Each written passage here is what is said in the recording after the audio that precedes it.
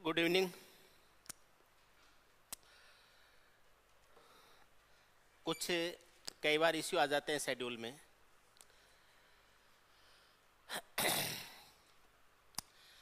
कल का introduction class था और अर्थमेटिक के बारे में और एडवांस मैथ्स के बारे में जो आपके सिलेबस में है उसके बारे में बात करी थी हमने। आज के लिए तय हुआ था कि हम नंबर सिस्टम से स्टार्ट करेंगे। पहला चैप्टर नंबर सिस्टम लिया जाता है और वहीं से स्टार्ट करेंगे, ठीक है ना। पहला चैप्टर मैं मेरे हिसाब से ले लेता हूँ, उसके बाद में अपन देखेंगे कौन से चैप्टर्स को पहले लेना है उसके हिसाब से, या फिर जो जो स्टैंडर्ड सीक्वेंस है अपना उसी के हिसाब से चलते रहेंगे, ठीक है। मैंने आपको कल भी बताया था, आज फिर दोबारा बता रहा हूँ। 2 घंटे की क्लास करेंगे, 1 घंटे मेरी तरफ से पढ़ाऊँगा, 1 घंटे आप अपनी तरफ से पूछेंगे। पढ़ने का तरीका थ्योरी बेस कम होगा और क्वेश्चंस बेस ज़्यादा होगा। क्वेश्चन सामने होंगे तो उससे रिलेटेड जो थ्योरी है उसको हम डिस्कस कर लेंगे। आज का अपना जो पॉइंट है वो था क्लासिफिकेशन ऑफ नंबर्स, संख्याओं के प्रकार, और उसका जो बेसिक इंट्रोडक्शन होता है नंबर्स का उसके बारे में था। संख्याएं कई तरीके से डिवाइड की जा सकती हैं। संख्याओं को रियल नंबर और इमेजिनरी नंबर में डिवाइड किया जा सकता है। रियल नंबर कौन से होते हैं, इमेजिनरी नंबर कौन से होते हैं, इनमें डिवाइड किया जा सकता है। इसके अलावा संख्याओं को डिवाइड करने का दूसरा तरीका ये हो जाता है कि रियल नंबर्स को फिर डिवाइड किया जा सकता है। एक होता है रेशनल और दूसरा होता है इरेशनल। रेशनल और इरेशनल में डिवाइड किया जा सकता है। परिमेय संख्याएं और अपरिमेय संख्याओं में डिवाइड किया जा सकता है। ये संख्याएं होती हैं परिमेय संख्याएं और ये संख्याएं होती हैं अपरिमेय संख्याएं होती हैं। परिमेय संख्याओं को फिर 2 तरह से डिवाइड किया जा सकता है। एक होते हैं इंटीजर्स यानी पूर्णांक, और दूसरे होते हैं फ्रैक्शंस यानी भिन्न संख्याएं। इंटीजर्स होते हैं उनको फिर डिवाइड किया जा सकता है। इंटीजर्स में पॉजिटिव इंटीजर्स आ जाते हैं, नेगेटिव इंटीजर्स आ जाते हैं, और न्यूट्रल इंटीजर है जो कि 0 है वो भी शामिल हो जाता है, ठीक है ना। पूर्णांक 3 तरह के हो जाए, पॉजिटिव, नेगेटिव और न्यूट्रल यानी 0।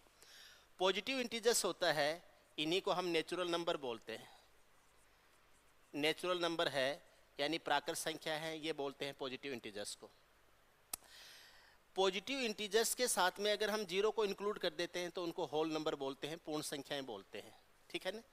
0, 1, 2, 3 है, यानी ये जो आपके पॉजिटिव नंबर्स हैं जिनको हम धन पूर्णांक बोलते हैं, या 0 के साथ में नेचुरल नंबर को शामिल कर देते हैं तो इनको हम पूर्ण संख्याएं बोलते हैं, पूर्ण संख्याएं, या इनको क्या बोलते हैं, होल नंबर बोलते हैं। इस तरीके से ध्यान रखना है, ठीक है ना। नो नो नो, वो सारे फ्रैक्शन में आते हैं। हाँ, फ्रैक्शन में आते हैं। ध्यान रखना है, नेचुरल नंबर का फैक्टर 1 जरूर होता है। नेचुरल नंबर्स होते हैं उसका एक फैक्टर 1 जरूर होता है, यानी 1 का भाग पूरा पूरा जाता है। यानी कभी भी कोई संख्या अगर नेचुरल नंबर है तो पहली बात तो वो पॉजिटिव होगी, दूसरी बात 1 से कंप्लीटली डिवाइड होगी, ठीक है। एक इंटीजर से दूसरे इंटीजर को डिवाइड किया जा सकता है, ठीक है, लेकिन अब उसके जो अपन रिजल्ट्स है तो हर इंटीजर को 1 से कंप्लीटली डिवाइड किया जा सकता है। कंप्लीटली डिवाइड होता है, रिजल्ट भी फ्रैक्शन में नहीं आता है, 1 का भाग पूरा पूरा जाता है। जितने भी फ्रैक्शंस में आते हैं, डेसिमल्स में आते हैं, वो सारा नॉन इंटीजर्स होते हैं जिनको हम फ्रैक्शंस यूज करते हैं। जिन संख्याओं को P/Q के रूप में लिख सकते हैं या जिन संख्याओं को डेसिमल के रूप में लिख सकते हैं, वो सारी संख्याएं होती हैं, ठीक। अब यहाँ पर natural number, whole number. Natural number को फिर इवन और ऑड में डिवाइड किया जा सकता है। उसके बाद में इनको हम प्राइम और कंपोजिट में डिवाइड कर सकते हैं, और इसके साथ में एक को प्राइम नंबर्स भी होते हैं जिनको सहभाज्य संख्याएं कहते हैं, वो होते हैं। वो सारा अपना थ्योरी का पार्ट होता है जो हम फाउंडेशन में वो सारी चीज़ें पढ़ते हैं, ठीक है ना। अगर हम ये कहें कि nth नेचुरल नंबर है, ये क्या हो जाएगा, nवीं प्राकृत संख्या क्या हो जाएगी, तो nवीं प्राकृत संख्या n होगी। आपसे कहा जाए कि nth होल नंबर क्या हो जाएगा, nth होल नंबर क्या हो जाएगा, nवीं पूर्ण संख्या क्या हो जाएगी, तो ये हमेशा n-1 होगी, क्योंकि ये 0 से स्टार्ट हो जाती है, इसलिए पहली पूर्ण संख्या ही 0 हो जाती है। 7वीं पूर्ण संख्या है तो वो 6 हो जाती है। आपसे पूछा जाए nth इवन नंबर क्या हो जाएगा, तो ये 2n होता है। और आपसे पूछा जाए nth ओड नंबर क्या हो जाएगा, तो ये हो जाता है 2n-1 हो जाता है, ये हो जाता है 2n-1। ध्यान रखना एक बात। दूसरी बात है, एक क्लासिफिकेशन और होता है नंबर्स का, वो होता है डिविजिबिलिटी के आधार पर। डिविजिबिलिटी के आधार पर एक तो होता है प्राइम नंबर क्या होते हैं, प्राइम नंबर क्या होते हैं, और एक होता है कंपोजिट नंबर क्या होते हैं, और तीसरा होता है को प्राइम नंबर क्या होते हैं। ये हमसे पूछा जाता है को प्राइम नंबर क्या होते हैं। प्राइम नंबर यानी अभाज्य संख्याएं क्या होती हैं, कंपोजिट नंबर यानी भाज्य संख्याएं क्या होती हैं, को प्राइम है यानी सह अभाज्य संख्याएं क्या होती हैं, सह अभाज्य संख्याएं हैं ये क्या होती हैं।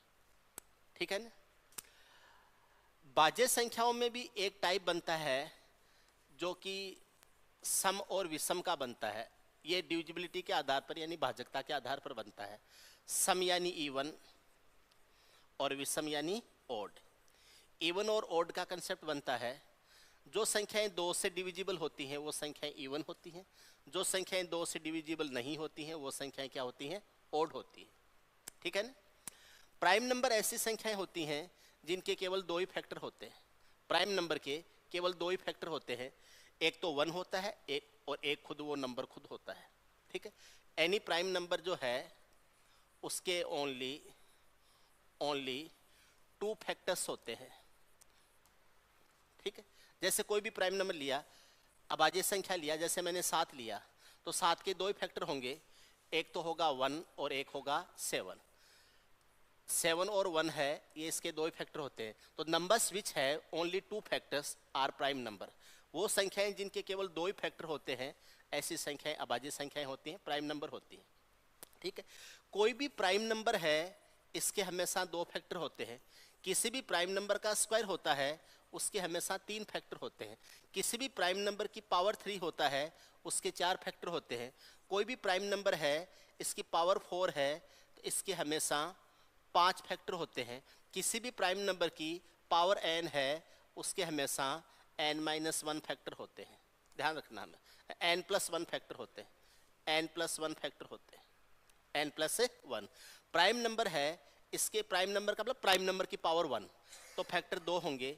प्राइम नंबर का स्क्वायर है, उसमें 3 फैक्टर होंगे। प्राइम नंबर का क्यूब है, उसमें 4 फैक्टर होंगे। प्राइम नंबर की पावर 4 है, उसमें 5 फैक्टर होंगे। प्राइम नंबर की पावर n है, तो उसके नंबर ऑफ फैक्टर्स होंगे n+1। और यहीं से आता है कि किसी भी आपको फैक्टर्स दिए गए होते हैं मल्टीपल नंबर्स में, और उससे पूछा जाता है टोटल नंबर ऑफ फैक्टर्स क्या हो जाएंगे, तो उसकी पावर +1 लेते हुए उसको यूज़ किया जाता है। तो इसमें फैक्टर्स ध्यान रखना। जैसे मैं कोई प्राइम नंबर लेता हूँ, जैसे मैंने 3 लिया, तो 3 में 2 फैक्टर हो जाएंगे, 1 और 3। जैसे 3 का स्क्वायर लिया, 3 का स्क्वायर क्या होता है, 9। 9 में 3 फैक्टर हो जाएंगे, 1, 3 एंड 9। 9 किस किस से डिवाइड होता है, 1, 3 और 9 से।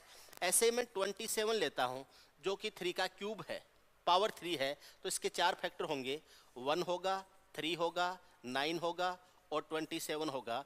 इसके कितने फैक्टर हो जाएंगे, 4। अगर मैं ऐसे 81 लेता हूँ, 81 होता है 3 की घात 4, तो घात 4 है तो फैक्टर होंगे 5।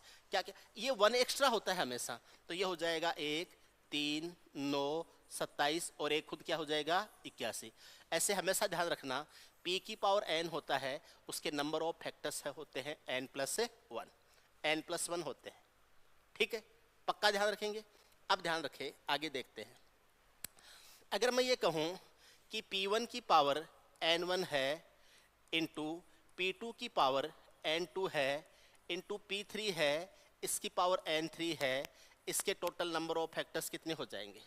यहाँ पर क्या है, p1, p2 और p3 है, ये डिफरेंट प्राइम नंबर्स हैं या डिस्ट्रिक्ट प्राइम नंबर्स हैं। p1, p2 और p3 ये अलग अलग अभाज्य संख्याएं हैं, अभाज्य संख्याएं हैं। इसके ऊपर पावर n1 है, दूसरे पर पावर n2 है, तीसरे पर पावर n3 है, तो इसके टोटल नंबर ऑफ फैक्टर्स कितने हो जाएंगे? नंबर ऑफ फैक्टर्स कितने हो जाएंगे? यहाँ से दो सवाल बन जाएंगे कि टोटल नंबर ऑफ फैक्टर्स कितने हो जाएंगे। अब ध्यान रखना, इसमें फैक्टर्स इससे एक ज़्यादा तो n+n1+1 हो जाएगा, इसका फैक्टर इससे एक ज़्यादा तो ये n2+1 हो जाएगा, n2+1 हो जाएगा, इसके फैक्टर्स है वो हो जाएगा n3+1 हो जाएगा, और इनको आपस में क्या कर दीजिए, मल्टीप्लाई कर दीजिए, ये टोटल नंबर ऑफ क्या आ जाएंगे, फैक्टर्स। कभी भी आपको इस तरीके से कोई पॉलिनोमियल दिया गया हो, उसके टोटल नंबर ऑफ फैक्टर्स पूछा जाता है, पहली बात ध्यान रखना, नीचे का बेस एक प्राइम नंबर होना चाहिए, ऊपर की पावर जो होती है उससे एक पावर ज़्यादा लेके सबको आपस में गुणा कर दीजिए। क्लियर है? आपसे पूछ लिया 180 के कुल कितने फैक्टर्स बनाए जा सकते हैं, 180 के कितने फैक्टर्स हो सकते हैं, 1 2 3 5 ऐसे 6 4 कितने फैक्टर्स हो सकते हैं। ठीक है, किस से संख्या 1 से डिवाइड होता है, 2 से डिवाइड होता है, 3 से डिवाइड होता है, 4 से डिवाइड होता है, 5 से डिवाइड होता है, 6 से डिवाइड होता है, 8 से नहीं होता है ना, 8 से तो नहीं होता ना, 8 से नहीं होता है, 10 से डिवाइड होता है, 12 से डिवाइड होता है, 15 से डिवाइड होता है, 18 से डिवाइड होता है, 20 से डिवाइड होता है, ठीक है, 30 से डिवाइड होता है, 40 से नहीं होता है, ठीक है, 45 से डिवाइड होता है, इसके बाद में 60 से डिवाइड होता है, 72 से डिवाइड होता है, 72 से भी नहीं होता है, ठीक है, 36 से डिवाइड होता है। कितनी संख्याओं से डिवाइड होता है 180? अब इसका तरीका एक ही है, 180 के फैक्टर्स कीजिए, ठीक है, 18 का 10 गुना है, 18 वाला 2 और 10 वाला 2 एक जगह कर दो, क्या आ जाएगा, 4 आ जाएगा, और ये आ जाएगा कितना, 5, ठीक है, 9 चौके 36, 36 का 5 गुना कितना हो जाएगा, 180, या 5 का चौगुना 20, 20 को 9 गुना करते हो तो 180। अब ये जो 4 है इसको अभाज्य संख्या की पावर के रूप में लिखेंगे तो 2 का स्क्वायर लिखेंगे, 9 को अभाज्य संख्या की पावर के रूप में लिखेंगे तो 3 का स्क्वायर लिखेंगे, और 5 को अभाज्य संख्या की पावर के रूप में लिखेंगे तो 5 की पावर 1 लिखेंगे। तो नीचे का जो बेस है वो एक अभाज्य संख्या यानी प्राइम नंबर हो गया। अब ऊपर वाली पावर कितनी है, 2, तो 2 में प्लस 1 कर दो, ये पावर कितनी है, 2, 2 में प्लस 1 कर दो, ये पावर कितनी है, 1, 1 में प्लस 1 कर दो, और इनको आपस में क्या कर दीजिए, गुणा, 2 और 1 3, 3 गुणा 3, गुणा कितना, 2, 3 का 3 गुणा 9, 9 का 2 गुणा 18, टोटल नंबर ऑफ फैक्टर्स हो जाएंगे 18। 180 में कुल 18 गुणनखंड होते हैं, 18 फैक्टर्स होते हैं। एक जनरल इंट्रोडक्शन बता रहा हूं मैं, उसके बाद में सवाल करेंगे अपन, ठीक है ना, समझ रहे हो आप? ऐसे ही एक दूसरा सवाल भी बन जाता है, टोटल प्राइम फैक्टर्स कितने होंगे। आपको ये दे दिया P1 की पावर n1 इंटू P2 की पावर n2 इंटू P3 की पावर n3, P3 की पावर n3, इसके टोटल प्राइम फैक्टर्स कितने होंगे? प्राइम फैक्टर्स है ये कितने होंगे, ये हमसे पूछ लिया। P1, P2 और P3 इंडिविजुअली प्राइम नंबर्स हैं, और उसके ऊपर पावर है n1, n2 और n3। तो P1 को कितनी बार लिखा है आपने, n1 बार, तो n1 प्राइम फैक्टर तो ये हो जाएंगे। P2 को कितनी बार लिखा है, n2 बार, तो n2 ये हो जाएंगे, और P3 को कितनी बार लिखा है, n3 बार, इसलिए n3 ये हो जाएंगे, और यही इसका आंसर बन जाएगा। n1 plus n2 plus n3 total number of prime factors कितने हो जाएंगे, जस्ट आपको इनकी पावर्स को आपस में जोड़ देना है, उसके अलावा कुछ नहीं करना है। जैसे आपसे पूछे 180 के अभाज्य गुणनखंड कितने हैं, 180 के प्राइम फैक्टर्स कितने हो जाएंगे, तो 180 के वैसे ही फैक्टर कर लो जैसे अभी किए थे। कैसे किए थे, 2 का स्क्वायर इंटू 3 का स्क्वायर इंटू हो जाएगा कितना, 5। अगर मैं इसको विस्तार से लिखूं, कैसे लिखूंगा, 2 इंटू 2 इंटू 3 इंटू 3 इंटू क्या लिखूंगा, 5। कितने वे, 1 2 3 4 5, 5 हुए। और ऐसे अगर मैं लिखता तो 5 को 5 की पावर 1 लिख सकता हूँ, और ऐसे इसको लिखता तो ये पावर्स को जोड़ दूंगा सीधा सीधा, ऊपर की पावर 2 है प्लस आगे वाली पावर 2 है प्लस आगे वाली पावर 1 है, 2 2 4 और 1 कितना हो जाएगा, 5। तो यहाँ से ध्यान रखना, नीचे प्राइम नंबर है, ये बेस में होना चाहिए, ऊपर पावर लगी हुई है, टोटल नंबर ऑफ फैक्टर्स पूछता है, तब तो इन पावर्स में एक एक जोड़ जोड़ के लिख दो और आपस में गुणा कर दो। आपको टोटल प्राइम फैक्टर्स पूछता है तो इन पावर्स को सीधा आपस में जोड़ना है और कुछ नहीं करना है, ठीक है। एक ये पूछा जाता है कि इवन फैक्टर्स कितने हैं और ओड फैक्टर्स कितने हैं, इवन फैक्टर्स कितने हैं और ओड फैक्टर्स कितने हैं। जैसे यहां से देखते हैं अपन 180 के फैक्टर्स करते हैं, 180 के फैक्टर्स करते हैं, तो 180 को आप ऐसे लिखेंगे 2 का स्क्वायर इंटू 3 का स्क्वायर इंटू 5 की पावर 1, 5 की पावर 1। अब इसमें टोटल फैक्टर्स कितने आए थे, 2 + 1, 2 + 1 इंटू 1 + 1, 3 गुणा 3 गुणा 2, और ये फैक्टर्स हुए थे कितने, 18 फैक्टर्स हुए थे। ये है total factors, total number of factors हुए थे। इनमें से अगर मैं ये कहूं कि इनमें से ओड फैक्टर्स कितने थे, ओड फैक्टर्स यानी विषम फैक्टर्स कितने थे, विषम गुणनखंड कितने थे, तो विषम संख्या केवल विषम संख्या के साथ विषम बनाएगी, सम संख्या के साथ नहीं लेना है। इसका मतलब मुझे इन से मिलेगा विषम, विषम है, विषम इधर आते ही सम बन जाएगा, इधर नहीं आ सकता मैं। इधर कितने फैक्टर हुए, 2 + 1, और कितने हुए 1 + 1, तो ये आ गया कितना 3 × 2, और ये कितने हुए 6। ये क्या हो गए, ऑड फैक्टर्स। अब आपसे पूछ ले कि इवन फैक्टर्स कितने हुए, इवन फैक्टर्स कितने हुए, even factors, even fact total factor कितने थे, 18, जिसमें से ओड कितने हैं 6, बाकी बच गए वो हो गए इवन। ठीक है, तो ये हो जाएगा 18 - 6 और बराबर कितना हो जाएगा 12। इवन फैक्टर्स हो जाएंगे कितने, 12 हो जाएंगे। ठीक, 180 के फैक्टर्स एक बार करके देखेंगे, कर लेते हैं। ठीक है, मैनुअल करने की कोशिश करते हैं, टाइम लग जाएगा लेकिन एक सेटिस्फेक्शन मिलेगा कि हाँ हमने किया है सवाल। ठीक है, 1 से डिवाइड होता है, 2 से डिवाइड होता है, 3 से डिवाइड होता है, 4 से डिवाइड होता है, 5 से डिवाइड होता है, 6 से डिवाइड होता है, 6 के बाद में 7 से नहीं होता, 8 से नहीं होता, 9 से डिवाइड होता है, 10 से डिवाइड होता है, 11 से नहीं होता, 12 से डिवाइड होता है, 13 से नहीं होता, 14 से नहीं होता, उसके बाद में 15 से डिवाइड होता है, 15 से 12 बार, 12 से 15 बार, 15 से डिवाइड होता है, 16 से नहीं होता, 17 से नहीं होता, 18 से डिवाइड होता है, 18 के बाद में 20 से डिवाइड होता है, 20 के बाद में 22, 23, 24, 24 से भी नहीं होता, 24 से नहीं होता, 12 से 15 बार होता है, 24 से 7.5 बार होता है, 7.5 कोई मल्टीपल नहीं माना जाता, नंबर्स प्राइम नंबर्स की बात कर रहे हैं। 24 से नहीं होता, 24 के बाद में सीधा 30 से होगा, अब 20 के बाद में सीधा 30 से होगा, 30 के बाद में 36 से होगा, 36 के बाद में 45 से होगा, 45 के बाद में 60 से होगा, 60 के बाद में किससे करें 90 से होगा, 60 के बाद में 90 से होगा, और मुझे लग नहीं रहा किसी और संख्या से होगा। गिनो 1 2 3 4 5 6 7 8 9 10 11 12 13 14 15 16 17, एक और क्या बच गई 45 और 180 खुद, 180 खुद, 18 हो गए फैक्टर्स। कितने फैक्टर्स हो गए 18, 1 2 3 4 5 6 7 8 9 10 11 12 13 14 15 16 17 18। ये हमने किया इसको मैनुअल किया। एग्जाम में मैनुअल नहीं कर सकते, ये तो 180 है, बड़ी संख्या दे देगा अपने को, एग्जाम में मैनुअल नहीं कर सकते। एग्जाम में करने का तरीका ये रहेगा जो हमने डिस्कस किया था। इसके अलावा अब हमें ओड फैक्टर्स देखने, ओड फैक्टर्स देखने, हमारे कितने आए थे 6 ओड फैक्टर्स यानी विषम।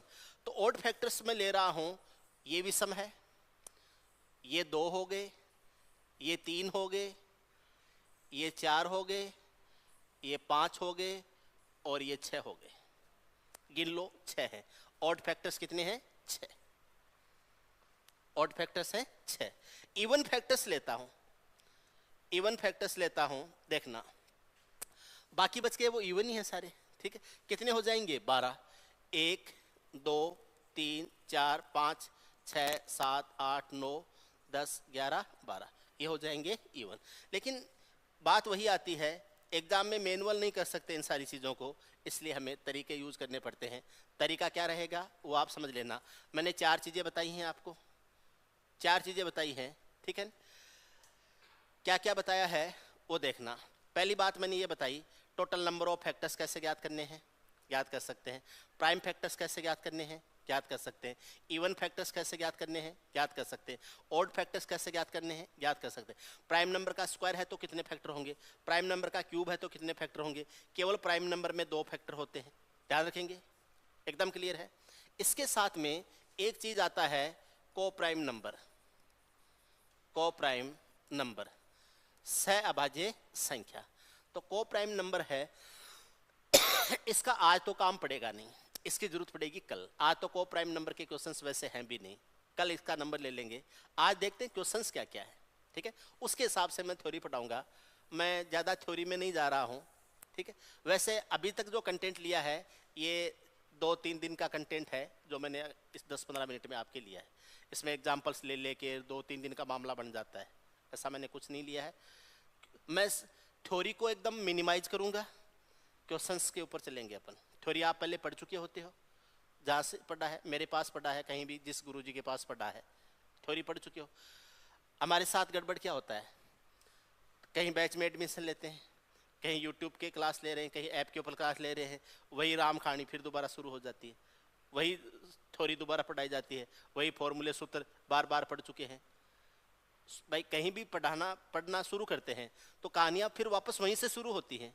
नेचुरल नंबर क्या होते हैं, इवन नंबर क्या होते हैं, ऑड नंबर क्या होते हैं, भाज्य संख्याएं क्या होती है, अभाज्य संख्याएं क्या होती है, वहीं से शुरू होता है खेल, ठीक है। अपन उसको भी थोड़ा सा साथ साथ में रिवाइज करेंगे, उससे आगे चलना शुरू करते हैं, ठीक है।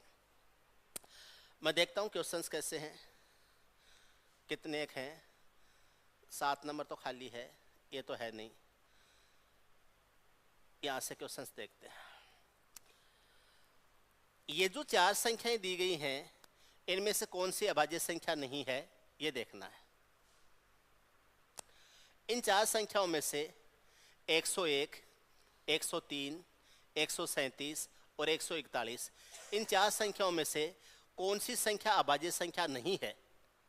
अभाज्य संख्या नहीं है, ऐसी संख्या हमें ढूंढनी है, अभाज्य संख्या नहीं होनी चाहिए, ठीक है। मैटर ये नहीं करता है कि इस सवाल के आंसर क्या होंगे, मैटर ये करता है हम इसको करेंगे कैसे, क्या तरीका रहेगा। जो भी संख्या दी गई होती है उसके आगे का परफेक्ट स्क्वायर देख लो आप, उसके आगे का परफेक्ट स्क्वायर देख लो। यहां सबसे बड़ी संख्या क्या है, 141। 141 है, उसके आगे का स्क्वायर नंबर है 144। 141 के आगे का स्क्वायर नंबर है 144 और 144 का स्क्वायर रूट आता है 12। 144 का स्क्वायर रूट आता है कितना, 12। 12 तक जितनी भी अभाज्य संख्याएं होती हैं, अब प्राइम नंबर होते हैं, 12 तक के जितने भी प्राइम नंबर्स हैं, उन प्राइम नंबर्स में से अगर किसी से ये डिवाइड नहीं हुई, वो संख्या अभाज्य संख्या हो जाएगी, ठीक है। 12 तक प्राइम नंबर क्या होते हैं, 2, 3, 5, 7 और 11, 4 ही होते हैं। 2, 3, 5, 7 और 11। 2 एकमात्र ऐसी अभाज्य संख्या है जो अभाज्य संख्या होते हुए भी सम संख्या है। 2 के अलावा जितनी भी अभाज्य संख्या है वो सारी विषम होती हैं। केवल एकमात्र सम अभाज्य संख्या 2 है, बाकी जितनी भी अभाज्य संख्या है वो सारी संख्याएं क्या होती हैं, इवन होती हैं, सम संख्याएं होती हैं।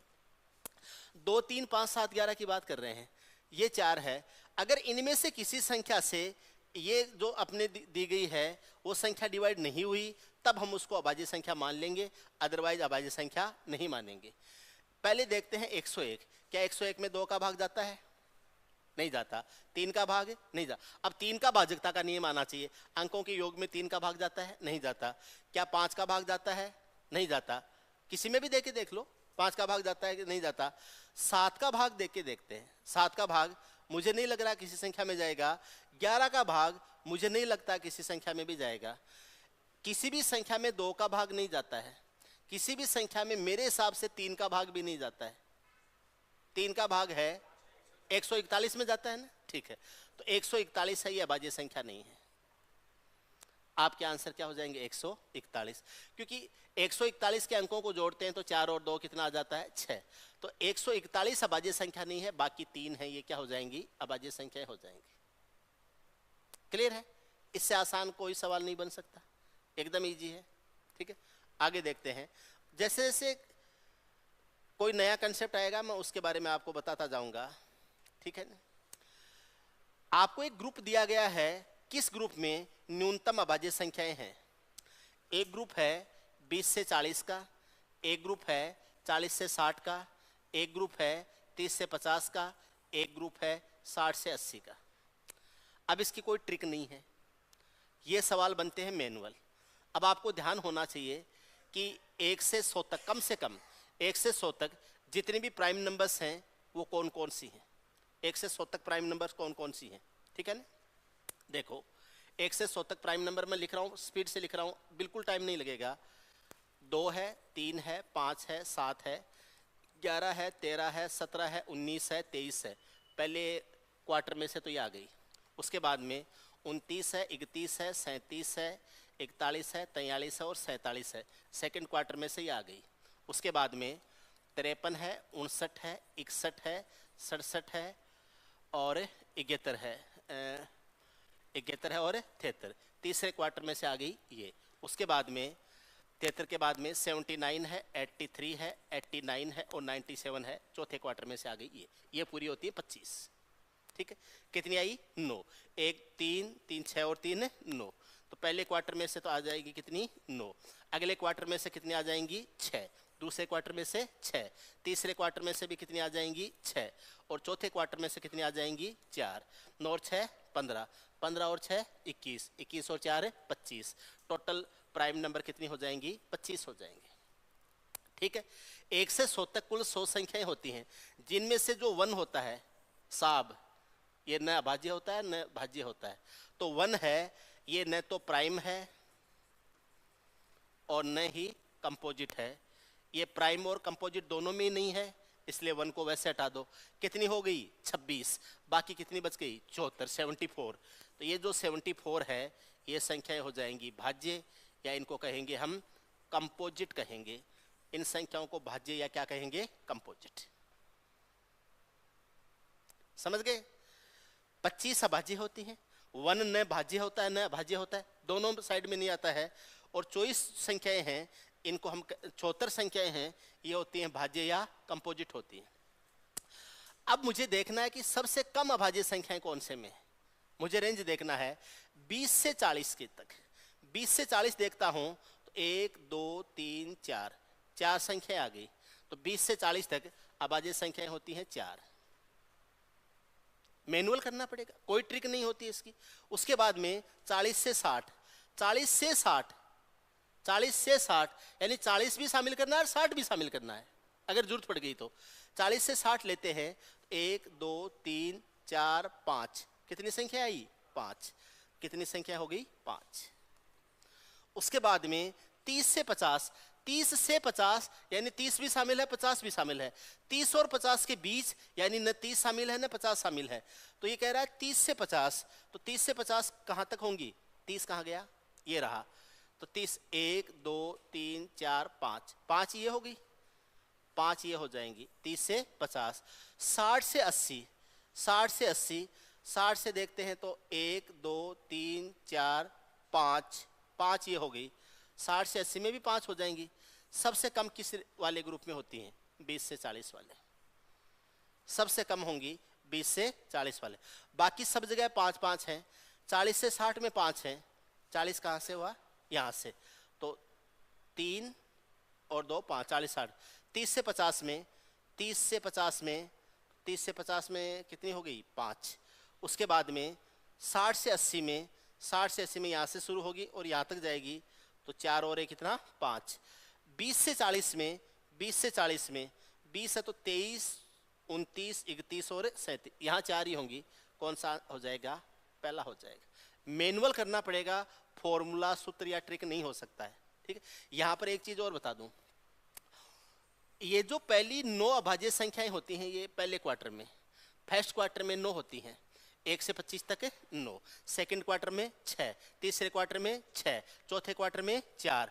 पहले क्वार्टर तक कितनी होंगी 6, सेकंड 50 तक कितनी हो जाएंगी 9 और 6 15। पहले क्वार्टर में 9, 50 तक कितनी हो जाएंगी 15, 75 तक कितनी हो जाएंगी 15 और 6 कितनी 21, और 100 तक कितनी हो जाएंगी 25।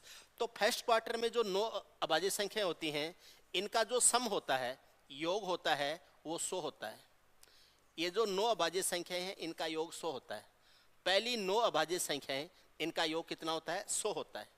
ठीक है, बाकी जैसे जरूरत पड़ेगी वैसे काम में ले लेंगे। कोई सवाल बनता है आपसे, इनका योग पूछा जा सकता है, औसत पूछा जा सकता है, मैनुअल संख्या लेके करना है, ट्रिक वगैरह नहीं लगेगी इनमें, कोई फॉर्मूला नहीं लगेगा, डायरेक्ट फॉर्मूला। ठीक है, आगे चले, देखो आगे 11 से 43 के मध्य अभाज्य संख्याओं का औसत क्या होगा? ऑप्शन वगैरह कुछ नहीं, वैसे हमें करना है। ठीक है, ये इसलिए है कि कभी ऐसे मान लो कोई नॉर्मल टाइप की एग्जाम, वैसे इतना तो एक्सपेक्ट मत करो कि इतना इजी आएगा, लेकिन अभी चैप्टर की शुरुआत कर रहे हैं, इसलिए इसके साथ में बहुत सारी चीज़ें बताता हूँ। 11 से 43 के बीच में अभाज्य संख्याएं हैं, उनका औसत क्या होगा, ये हमसे पूछा है। 11 से 43 के मध्य न 11 शामिल है न 43 शामिल है। मध्य का मतलब होता है 11 से 43 के मध्य, बिटवीन 11 एंड 43, तो न तो 11 शामिल है न 43 शामिल है। 11 से 43 तक बोले तो 11 भी शामिल है और 43 भी शामिल है। अब 11 से 43 के मध्य एक संख्या तो हो जाएगी 13, उसके बाद में 17, उसके बाद में 19, उसके बाद में 23, उसके बाद में 29, उसके बाद में 31, उसके बाद में 37, इतनी होती होंगी, उसके बाद में 41, उसके बाद में कितना हो जाएगा 41, 1 2 3 4 5 6 7 8, कितना हो गया 8, डिवाइड कर देंगे किससे 8 से, ये इनका क्या हो जाएगा औसत हो जाएगा। तरीका क्या रहेगा बताने की जरूरत नहीं है, आराम से कर लोगे। ठीक है, और अगर करना चाहो तो मैं बता देता हूँ, इनको जोड़ेंगे कितना आएगा 30 आएगा। ठीक है, ये 20 20 40 होता है, एक एक्स्ट्रा है, 2 एक्स्ट्रा है, 40 और 2 कितना हो जाएगा 42, 42 और 30 कितना हो जाएगा 72, 72 30 30 कर दो दोनों, एक इसको देके 30 30 कितना हो गया 60, 60 और 72 कितना हो गया 132, 132 हो गया ना, 132 132 है, इनको जोड़ते हैं तो कितना आता है 78, 132 और 78 को जोड़ते हैं तो 32 को वो 8 दे दो 40 हो जाए तो 140 हो गया, और 140 में 70 जोड़ते हैं तो कितना हो जाएगा 210, मेरे हिसाब से तो 210 आ रहा है, चेक कर लो जोड़ के। ऐसे झूठी हाँ मत करना, यूट्यूब पे लोग देखेंगे कि गुरुजी ने गलत किया, चलो जी ने हाँ भर ली। ठीक है, चेक कर लिया करो साथ साथ। ठीक है, 210/8 आ जाएगा। अब इसका डेसिमल में आप याद कर सकते हो। ठीक है, आप इसको कर सकते हो, देखो ये आ जाएगा 105 बट्टे क्या हो जाएगा 4। अब मैं डेसिमल में लेता हूँ, 25 से ऊपर गुणा कर दूंगा और 25 से नीचे गुणा कर दूंगा। 25 को 100 से गुणा करूंगा 2500 हो जाएगा, 25 को 5 से गुणा करूंगा 125 हो जाएगा, 2500 में 125 जोड़ूंगा 625 हो जाए 2625 हो जाएगा। 2625 में 2 अंकों पे दशमलव लगा दूंगा तो 2625 में 2 अंकों पे दशमलव लगा दूंगा तो 2625 हो जाएगा, ये आ जाएगा 2625 हो जाएगा। कर सकते हैं कैलकुलेशन। दशमलव लगाने के लिए अगर नीचे 4 है तो 25 से अप डाउन गुणा कर दो, नीचे 2 है तो 5 से ऊपर नीचे गुणा कर दो, नीचे 8 है तो 125 से ऊपर नीचे गुणा कर दो, 625 है तो 16 से ऊपर नीचे गुणा कर दो, 3125 है तो 32 से ऊपर नीचे गुणा कर दो, 15625 है तो 64 से ऊपर नीचे गुणा कर दो, 78125 है तो 128 से ऊपर नीचे गुणा कर दो। क्योंकि 2 की पावर n जैसे ही 5 की पावर n से गुणा होगा 10 की पावर n बनेगा, और जब भी 10 की पावर n नीचे होगा n पॉइंट के ऊपर डेसिमल लग जाएगा। समझ रहे हो? 4 क्या है 2 की पावर 2 है, क्या चाहिए 10 की पावर बनाने के लिए 5 की पावर 2 चाहिए। 5 की पावर 2 क्या होता है 25 होता है, तो 25 से गुणा करो ताकि 100 बने, 100 बनेगा तो दशमलव लगाएंगे, ऊपर 25 से गुणा करना पड़ेगा, नीचे कर रहे हो तो ऊपर 25 से गुणा करोगे, पहले 100 से गुणा कर दो, 25 का 100 से गुणा 2500, फिर 25 का 5 से गुणा करोगे 125, 25 और 125 कितना हो गया 2625 हो गया, 25 और 125 कितना हो गया 2625, नीचे कितना बन रहा है 100, दशमलव लग क्या आ जाएगा 26.25। तो ये इन संख्याओं का क्या हो जाएगा औसत हो जाएगा। समझ रहे हो आप? कोई दिक्कत नहीं है? ठीक है, वो आपको मैंने इसलिए बैठा लिया YouTube की क्लास के लिए साथ में कि कई बार ऐसा होता है कि गुरुजी के सामने स्क्रीन तो नहीं लगी हुई है तो गुरुजी स्क्रीन में देख देख के तो नहीं पढ़ा रहे हैं। ठीक है, मैं मेरे हिसाब से पढ़ाता हूँ, कैलकुलेशन गलत सही हो जाएगा। ठीक है, लेकिन ऐसे स्क्रीन लगा लगा के तो क्या पढ़ाएं नहीं। चलो देखो, प्रथम 10 अभाज्य संख्याओं का योग कितना होता है। देखो प्रथम 10 9 का तो 100 होता है, अभी अभी किया था, 9 का तो 100 होता है, और संख्याएं गई कहाँ थी तक 25 तक गई थी, यानी आखिरी संख्या 23 आई थी, आगे 29 और जाना है, 100 तो हो गया था 129 हो जाएगा 129। तो प्रथम 10 अभाज्य संख्याओं का योग कितना होता है? 129। मैं लिखूं संख्या, ठीक है? 2, 3, 5, 7, 11, 13, 17, 19, 23 और 29, ये संख्याएं होती हैं। 1, 2, 3, 4, 5, 6, 7, 8, 9 और 10, जिनमें से ये पहली 9 थी जो फर्स्ट क्वार्टर में आई थी, इनका योग हुआ था 100, और ये 29 जोड़ेंगे तो 100 और 29 को जोड़ेंगे तो कितना आ जाएगा? 129। तो इसका आंसर हो जाएगा 129 हो जाएगा। इजी सवाल है ना? जैसे जैसे आगे बढ़ेंगे वैसे वैसे और अच्छे सवाल ले लेंगे।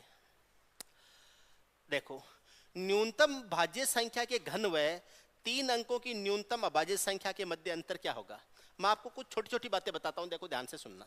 इन क्वेश्चंस के माध्यम से मैं आपको और सारी चीजें बताऊंगा, ठीक है ना?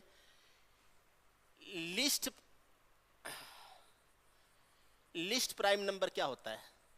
सबसे छोटी अभाज्य संख्या, ये 2 होती है। लिस्ट प्राइम नंबर सबसे छोटी अभाज्य संख्या क्या होती है? 2 होती है। List composite number, list composite number सबसे छोटी भाज्य संख्या क्या होती है? सबसे छोटी भाज्य संख्या क्या होती है? 4 होती है। सबसे छोटी भाज्य संख्या होती है 4, ठीक है? लिस्ट ओड प्राइम नंबर सबसे छोटी विषम अभाज्य संख्या, ये होती है 3, ये होती है 3। लिस्ट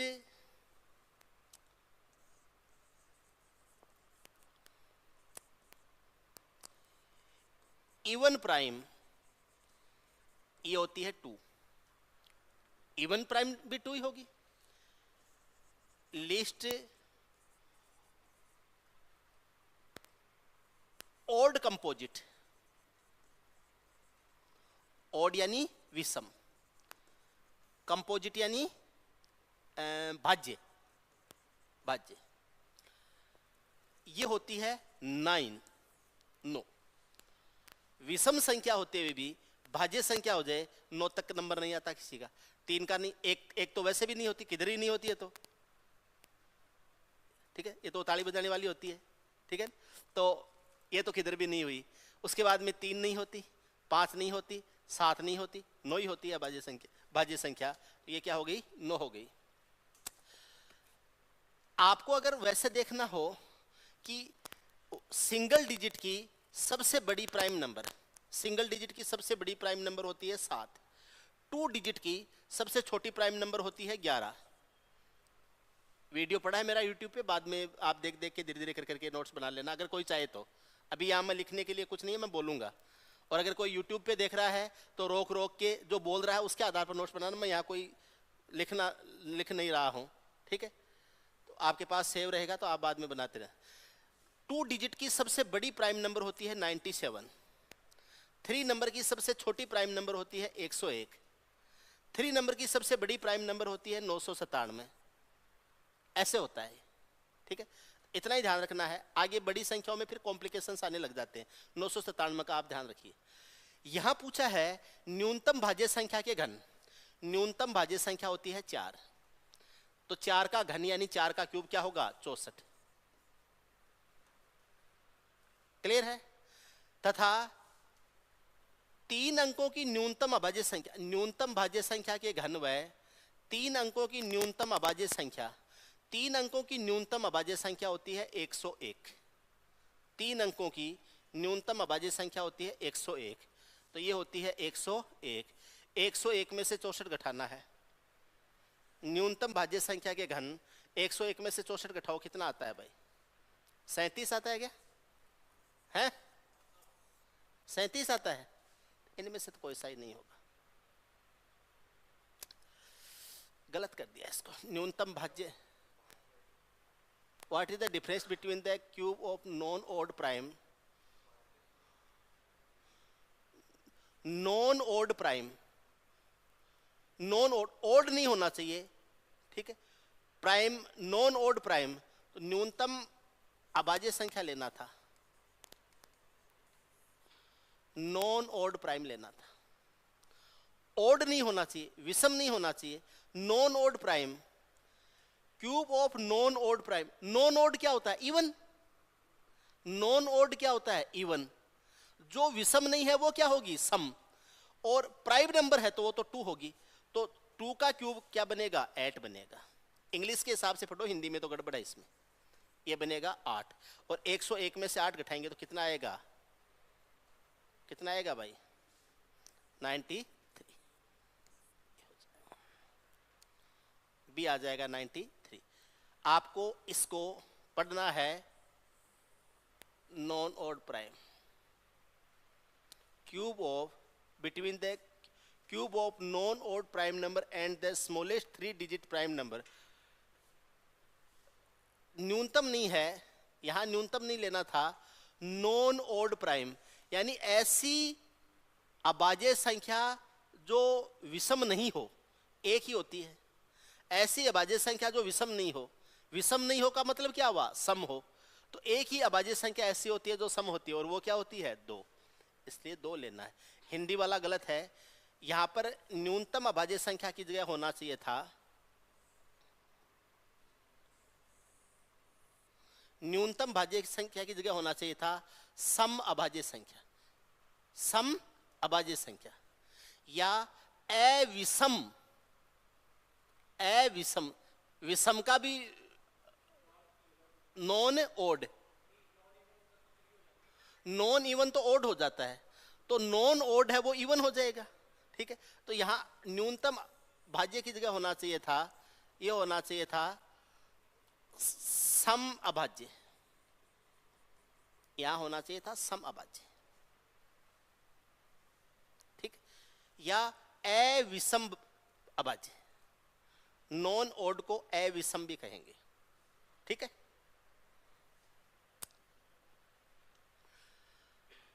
ठीक है। अभाज्य गुणनखंडों की संख्या करनी है।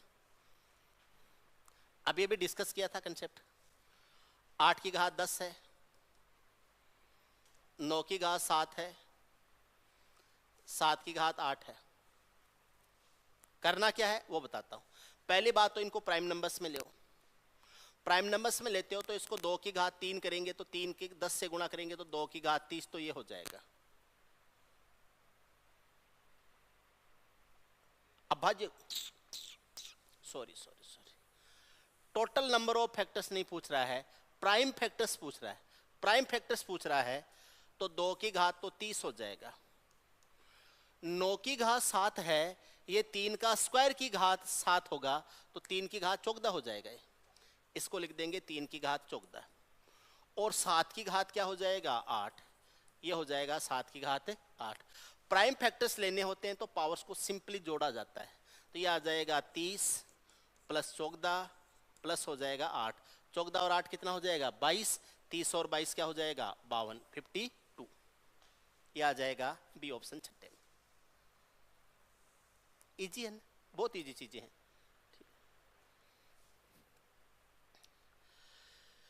ये शानदार सवाल है, मैं आपको टाइम देता हूं, ट्राई करो। जो भी ऑनलाइन है वो भी ट्राई करें, या एक काम करना, अभी रहने दो। अगर इस क्लास को कोई लड़का बाद में देख रहा हो, कभी भी, अभी लाइव चल रही है, बाद में देख रहा हो, तो जब भी ये सवाल सामने आए इसको पॉज करना, वीडियो को पहले खुद करने की सोल्व करना कोशिश करना। ठीक है, उसके बाद में अगर नहीं हो तो फिर आगे चालू करके फिर आगे देखना। ए बी सी यहां 3 भिन्न अंक इस प्रकार हैं। बी एक अभाज्य संख्या नहीं है। ए बी, इस स्टार का मतलब होता है गुणा। ए बी गुणा 5 बराबर सी ए बी है। ठीक है, तो ए प्लस सी क्या हो जाएगा? A B and C stands for different digit such that B is not a prime number if A B, ये मल्टीप्लाई कर, ए बी गुणा 5 बराबर C A B, then A plus C is equal to, ये हमसे पूछा है। ए plus सी क्या होगा?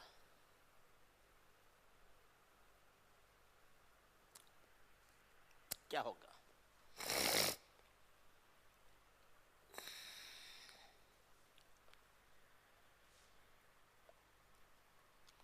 चलो आप रहने दो, ठीक है, मैं बताता हूं। ये गुणा है, समझ लेना आप, मल्टीप्लाई था ये, है ना। ए और बी डिजिट का काम कर रहे हैं, ए और बी डिजिट का काम कर रहे हैं, तो ए और बी से अगर कोई संख्या बनी हुई है तो उसके इकाइकांक बी है और दायिकांक ए है, और यहां सी ए बी बना हुआ है तो संख्या के 3 डिजिट हैं सी ए और बी। यहां सी ए बी का मतलब सी गुणा ए गुणा बी नहीं है, सी गुणा ए गुणा बी होता तो ए बी सी लिखो चाहे बी ए सी लिखो चाहे सी ए बी लिखो, क्या फर्क पड़ता। इसका मतलब यहां ये डिजिट है सैकड़े का, ये डिजिट है दाई का, और ये डिजिट है इकाई का, ठीक है। इकाई का डिजिट है तो वो 1 से गुणा होके आएगा, दाई का डिजिट है 10 से गुणा आएगा, सैकड़े का डिजिट है वो 100 से गुणा होके आएगा। अगर मैं इस संख्या को पूरा विस्तार से लिखूंगा तो ये लिखा जाएगा 10a plus B into 5 equal to, ये सैकड़े का अंक है इसलिए 100c, ये दाई का अंक है इसलिए 10a, और ये इकाई का अंक है इसलिए b। उम्मीद है आप इस बात को यहां तक तो समझ गए हो। 2 डिजिट का नंबर है ए बी, कोई भी नंबर हो सकता है जिसको गुणा किया है 5 से। ए और बी 2 डिजिट हैं, इनको गुणा करने से 3 डिजिट का नंबर आया है सी ए बी। उस सी ए बी का इकाइकांक बी है, दायिकांक ए है और सैकड़े का अंक सी है। अब ये पूछा है कि ए प्लस सी क्या होगा। ए और सी इंडिविजुअल भी नहीं पूछे, ए प्लस सी पूछ लिया। ऑप्शन से करने वाला अपने पास जुगाड़ होता है, उसको भी खत्म कर दिया इसने। ये बोल देता ए क्या है, बी क्या है, सी क्या है, ए बी सी क्रम से क्या क्या है, वैल्यू पुट कर करके 4 ऑप्शंस होते, वैल्यू पुट कर करके ले, तो वो गुंजाइश भी खत्म कर दी, ठीक है। और यहां पर ये बोल दिया B is not a prime number, B एक प्राइम नंबर भी नहीं है। अब क्या करेंगे, प्राइम नंबर नहीं है इसका मतलब 2 नहीं हो सकता, 3 नहीं हो सकता, 5 नहीं हो सकता, 7 नहीं हो सकता, इनका तो पता गया कट, ठीक है। अब यहां क्या करना है वो देखो, ये हो जाएगा 50a प्लस हो जाएगा 5b बराबर हो जाएगा 100c प्लस हो जाएगा 10a प्लस आ जाएगा b। 50a में से 10a घटाएंगे तो 40a आएगा, 5b में से b घटाएंगे तो 4b आएगा, और बराबर हो जाएगा 100c। 4 लेंगे कॉमन, 10a प्लस b बराबर आ जाएगा 100c। 4 से कटेगा 25 बार, यह आ जाएगा 10a प्लस b बराबर हो जाएगा 25c। गजब सवाल, अच्छा सवाल है। 10a प्लस b बराबर हो जाएगा 25c। 10a का मतलब क्या होता है, a दायिकांक बन सकता है, b का मतलब क्या है, b इकाइकांक बन जाए। अगर मैं 10a प्लस b को एक 2 डिजिट के नंबर के रूप में लिखूं तो दाई की जगह a और इकाई की जगह b लिख सकता हूं। क्या मैं इसको ऐसे लिख सकता हूं, ए बी 2 डिजिट की संख्या जिसमें इकाइकांक ए है, दायिकांक बी है, और इसके बराबर मैं कर देता हूं 25c। 25c। अब ध्यान रखना ए बी 2 डिजिट की नंबर है, अब 25 को मैं 1 से गुणा करूंगा तो 25 बन जाएगा। 25c का मतलब क्या है, 25 गुणा c है ये। 25c का मतलब देखो यहां 100c को 4 से काटा था तो 25c आया था, इसका मतलब ये 25 गुणा c है। c का मान 1 रखूंगा तो 25 बनेगा, c का मान 2 रखूंगा तो 50 बनेगा, c का मान 3 रखूंगा तो 75 बनेगा, c का मान 4 रखूंगा तो 100 बनेगा। 100 तो बन ही नहीं सकता ए और बी 2 डिजिट से। c का कोई वैल्यू यहां मुझे यूज करना है जिसको 25 से गुणा करूंगा, उससे मेरे पास में 2 डिजिट की नंबर आना चाहिए जो a और b से बन रहा हो, जिसका इकाइकांक b है और दायिकांक क्या है, a है। अब मैं ये कह रहा हूं कि मैं c का मान क्या ले सकता हूं, 1 ले सकता हूं। c का मान 1 ले सकता हूं, तो c का मान 1 लूंगा तो 25 का 1 से गुणा करूंगा 25 आ जाएगा, ये 2 आ जाएगा और ये 5 आके 25 आ जाएगा, तो a का मान 2 हो जाएगा और b का मान क्या आ जाएगा, 5। b is not a prime number, 5 तो प्राइम नंबर है, इसका मतलब c 1 नहीं होगा। आप मेरी बात को समझ रहे हैं ना, इसका मतलब क्या है, c को 1 नहीं लिया जा सकता। अब मैं सोच रहा हूं कि c को 3 ले लूं, बोले 2 क्यों नहीं ले रहे हो, वो तो उत्तर है इसलिए बाद में लेंगे उसको, तो ठीक है। मैं कह रहा हूं c को 3 लेता हूं, तो c को अगर 3 लेता हूं तो 25 का 3 गुना 75 हो जाएगा, और इसको 75 लिखूंगा तो ये 7 और ये 5, a और b से 75 कैसे बनेगा, 75 बनेगा तो b की जगह 5 है, a की जगह 7 है तो 75 बनेगा। 75 में b का मान क्या आया, 5, b का मान क्या आया 5, b का मान 5 है, b is not a prime number, 5 तो प्राइम नंबर है। इसका मतलब c का मान है वो 1 भी नहीं हो सकता है, c का मान 1 भी नहीं हो सकता, c का मान है वो 3 भी नहीं हो सकता। अब 4 क्यों नहीं हो सकता? क्योंकि जैसे ही 4 लिखूंगा 25 का चौगुना 100 बनेगा, और 100 2 डिजिट से नहीं बन सकता है। 100 के लिए मुझे 3 डिजिट चाहिए। यहाँ डिजिट अपने पास में कितने? अब एक ऑप्शन और बचता है कि c का मान 2 ले लें। तो c का मान अगर 2 लेते हो तो 25 को 2 से गुणा करूंगा 50 आएगा, a और b से 50 बनाऊंगा तो 50 ऐसे बनेगा, 50 ऐसे बनेगा, 50 ऐसे बनेगा। तो a का मान 5 है, b का मान क्या है 0। और ये कब आया? जब c का मान आपने 2 लिया था तब। इसका मतलब आपके फाइनल कंक्लूजन क्या आया है? जब c बराबर 2 लिया तब a बराबर 5 आया, और तब b बराबर क्या आया 0। 0 डिजिट तो है ही ना। आपसे पूछा है a प्लस c क्या होगा? 2 + 5 कितना हो जाएगा? 7। आंसर क्या हो जाएगा? b। अच्छा सवाल है, आप इसको दोबारा देख लेना, ठीक है। आपके YouTube के ऊपर रहेगा ये वीडियो, आराम से देख लेना। कोई भी डाउट है, कुछ भी नहीं समझ में आया है, आप पूछ लेना, ठीक है ना। ऐसे नहीं कि अपन एग्जाम के सवाल नहीं लेंगे, एग्जाम के सवाल लेंगे, लेकिन आप ये माने 2 से भाज्य संख्या कौन सी है? 7 से। तो वो जो चीज़ें नॉर्मल हैं उनको अपन बहुत ज़्यादा नहीं लेंगे, क्योंकि वो आप खुद कर ही लेते हो। उनके लिए आपको कोचिंग की, टीचर्स की इतनी ज़रूरत होती भी नहीं है, कर लेते हो, ठीक है। जो चीज़ें थोड़ी सी अच्छे लेवल की हैं, कभी अगर एग्ज़ाम में ऐसी फेस करनी पड़े तो आप उसके लिए तो मानसिक रूप से तैयार रहें, ठीक है। आप कहीं भी पढ़ रहे हों, कहीं भी पढ़े हुए हों, एक चीज़ का ध्यान रखना, इस चीज़ से के लिए मानसिक रूप से तैयार रहना। एग्ज़ाम में वही आएगा जो आपके सिलेबस में है, लेकिन वैसे नहीं आएगा जैसे आप पढ़ के जाओगे, पूछने के तरीके चेंज हो जाएंगे। और आप तो यही मान के चलो कि कुछ अलग तरीके से आएगा आपकी बार पेपर। पेपर क्यों बिगड़ता है? हम सोच के जाते हैं ऐसा पेपर आएगा, और एग्जाम में वैसा आता नहीं है। हर बार की कहानी है ये, हर साल की कहानी है। 23 में पेपर कैसा आया? बोले सोचा था वैसा नहीं आया। बोले 22 में कौन सा सोचा हुआ आया था, ठीक है। और 21 में कौन सा सोचा हुआ पेपर आ जाए, आदमी करके नहीं आ जाए पूरा का पूरा। और जिनका सोचा हुआ आ जाता है वो सिलेक्ट होकर पार हो जाते हैं। नहीं तो आप इस चीज़ के लिए तैयार रहना कि पेपर आपकी एक्सपेक्टेशन से दाएं बाएं होगा, आप जो सोच के जाओगे उससे दाएं बाएं होगा। देखो 80 से यहां पर अच्छा ये एक चीज और है, एसएससी नॉर्मली स्टेटमेंट वाले क्वेश्चंस नहीं पूछता है। स्टेटमेंट फर्स्ट, स्टेटमेंट सेकंड, फिर 4 ऑप्शन दे दिया, first is true, second is true, first and second both are true, none is true, ऐसे 4 ऑप्शन दे दिए। ऐसे क्वेश्चंस जो आपके होते हैं ये यूपीएससी में, सीडीएस वगैरह में, एनडीए की एग्जाम में, आईएएस, इनमें तो पूछे जाते हैं। एसएससी नॉर्मली ऐसा नहीं पूछता है, ठीक है, लेकिन पूछ सकता है, ठीक है। कहीं भी ऐसा नहीं लिखा हुआ है कि ऐसे सवाल नहीं पूछ सकता, पूछ सकता है। तो आप इनके लिए भी तैयार रहें, ठीक है। और अभी 23 में ऐसे सवाल पूछे भी हैं, 2023 की जो एग्जाम लगी हैं सीजीएल वगैरह की, उनमें ये पूछे भी हैं। और आगे तो कई सारे चेंजेज होने हैं, ठीक है ना। पहली बात क्या है, पहला स्टेटमेंट क्या है,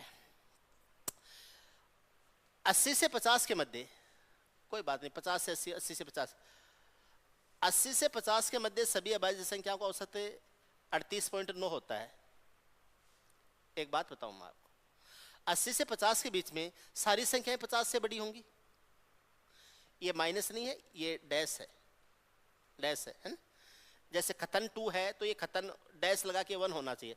देखो यहाँ देखो ऊपर लिखा हुआ है ना, स्टेटमेंट 1, स्टेटमेंट 2। तो आप ये मत सोचना कि ये -80 है, -80 नहीं है। 80 से 50 के बीच में, ठीक है, या 50 से 80 बोल दो, कोई फर्क नहीं, इनके बीच में सब। एक बात बताओ मुझे, 50 और 80 के बीच में सारी अभाज्य संख्याएं 50 से बड़ी होंगी, और 50 से बड़ी सारी संख्याएं हैं, क्या उनका औसत 50 से कम हो सकता है? कॉमन सेंस लगाओ ना यार, 38.9 दे रखा है इसने, इतना कॉमन सेंस लगाओ। आपको कैलकुलेशन की बाकी बातें एक बार मत सोचो, इतना बताओ कोई भी संख्या 50 से छोटी नहीं है तो औसत 50 से नीचे कैसे चला जाएगा? औसत क्या होता है, जितने भी कंटेंट्स होते हैं उनका एक एवरेज वैल्यू बनती है, भाई सबका मिला जुला के ऐसा सा एवरेज बनता है, ऐसे ही तो होता है। तो 50 से और 80 के बीच की सारी संख्याएं 50 से बड़ी हैं, सारी संख्याएं 50 से 50 से सारी संख्याएं बड़ी है तो एवरेज 50 से नीचे कैसे जाएगा? नहीं जा सकता। फर्स्ट स्टेटमेंट इज फॉल्स, पहला तो गलत है, लागू नहीं हो सकता। प्रथम 5 अभाज्य संख्याओं का योग 29 होता है, अभी चेक कर लेंगे। प्रथम 5 अभाज्य संख्याएं जानते हैं इनको, जिनको जानते हैं उनके बारे में कोई दिक्कत नहीं है। क्या आएगा? 2। अच्छा एक चीज और बता दूं, ऐसे मैं बता रहा हूं मेरे दिमाग से बता रहा हूं, इसको भी मैं कैलकुलेशन नहीं करता हूं, ऐसे ही बात करता हूं। प्रथम 5 अभाज्य संख्याओं में से पहली अभाज्य संख्या हो जाएगी 2। एक बार 2 हटा दिया, अब कितनी बची? 4। चारों की चारों अभाज्य संख्याएं विषम है। 4 विषम संख्याएं विषम बना ही नहीं सकती। ये कह रहा है कि प्रथम 5 अभाज्य संख्याओं का योग 29 होता है, तो उनमें से पहली अभाज्य संख्या तो 2 हो गई, तो 2 को मैंने हटा दिया, तो 29 की बजाय अब योग 27 बनेगा आगे वालों का। कंडीशन के हिसाब से 29 की बजाय योग क्या बनना चाहिए? 27 बनना चाहिए। 5 अभाज्य संख्याओं में से पहली अभाज्य संख्या 2 को हटा दिया तो बाकी कितनी बच गई? 4। अब सारी अभाज्य संख्याएं विषम होंगी, ओड होंगी। क्या 2, 4, 6, 8, 10, 12, 14, 16, 18, 20, 22, 24, 26, 28, 30, 32, 34, 38 ऐसे इवन नंबर में ओड संख्याएं दी गई हों, क्या उनका योग ओड हो सकता है? 4 विषम संख्याओं का योग सम संख्या ही होगा। 4 विषम संख्याओं का योग, चाहे 4 सम हो चाहे 4 विषम हो, ठीक है। केवल सम सम हो तो भी सम, केवल विषम विषम हो तो भी सम आएगा, ठीक है। तो 4 विषम संख्याओं का योग है वो विषम संख्या हो ही नहीं सकता। 4 विषम संख्याओं का योग सम संख्या ही हो सकता है। 29 में से 2 घटाने के बाद में 27 बचे। 27 खुद एक अभाज्य संख्या है, मरे ही नहीं हो सकती। चेक कर लो भले ही, ठीक है, आप चेक कर लो। इनका योग जो भी आंसर आएगा वो एक सम संख्या आंसर आएगा। ये 2 है, 3 है, 5 है, 7 है, 11 है, इसके अलावा कुछ नहीं होता है। मैंने इस 2 को हटा दिया, बाकी बची हैं ये 4 अभाज्य संख्याएं। 4 अभाज्य संख्याएं, अभाज्य से अभाज्य जो सॉरी विषम से विषम जोड़ा, सम बन गया, फिर विषम जोड़ा, विषम हो गया, फिर विषम जोड़ा, फिर सम हो गया। विषम विषम जोड़ते जाओ, सम विषम सम विषम सम विषम होता जाएगा। अकेली विषम है, दूसरी विषम जुड़ते ही सम हो गई, फिर विषम जुड़ते ही फिर विषम हो गई, फिर विषम जुड़ते ही फिर सम हो गई, फिर सम, फिर विषम, फिर विषम। तो 4 बार आई हैं, क्या आएगा? इवन नंबर आएगा। 29 किसी कंडीशन में नहीं हो सकता। दोनों कथन असत्य है, सी ऑप्शन हो जाएगा। बोथ स्टेटमेंट आर फॉल्स, दोनों असत्य है, ठीक है। कैलकुलेशन की जरूरत नहीं है, मत करना, ठीक है ना। वो आपको फंसाएंगे, आपको फंसना नहीं है। याद है क्या वो बुलाएगी मगर जाने का नहीं, ऐसे आया था ना एक बार।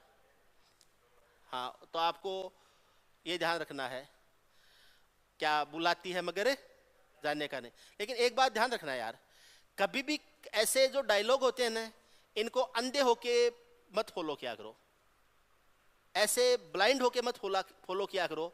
एक बार कहीं सुन लिया बुलाती है मगर जाने का नहीं, और फिर आपके वो डायलॉग होते हैं कट गया यार काट देगी, ऐसा नहीं होता है, ठीक है। आप किसी ने दिमाग में बैठा रखा है बुलाती है मगर जाने का नहीं, नहीं चले जाने का कभी कभी, क्योंकि कई बार बुलाती है तो इतनी शिद्दत से बुलाती है कि आप नहीं जाओगे तो किसी और को बुला लेगी, होगा ये तो, ठीक है ना। इसलिए चला जाना चाहिए परिस्थितियां देख के, माहौल देख के, है ना? ऐसा नियम भी नहीं है कि कभी जाना भी नहीं है। चलो देखो, सभी अभाज्य संख्याएं विषम होते हैं, हो ही नहीं सकती। 2 है ना, 2 नहीं होने देगा। सभी अभाज्य संख्याएं विषम नहीं हो सकती, 2 सम है, ठीक है। एक अंक वाली अभाज्य संख्याएं केवल 5 हैं, अभी चेक करते हैं। 2 है, 3 है, 5 है, 7 है, 4 ही होती है, 5 नहीं होती। सेकंड स्टेटमेंट भी नहीं होगा। अभाज्य संख्याओं के 2 गुणनखंड होते हैं, बिल्कुल सही बात है, बिल्कुल सही बात है। अभाज्य संख्याओं की संख्या निश्चित होती है, हो ही नहीं सकती। कौन सा कथन सत्य है? केवल 30 सी ऑप्शन होगा।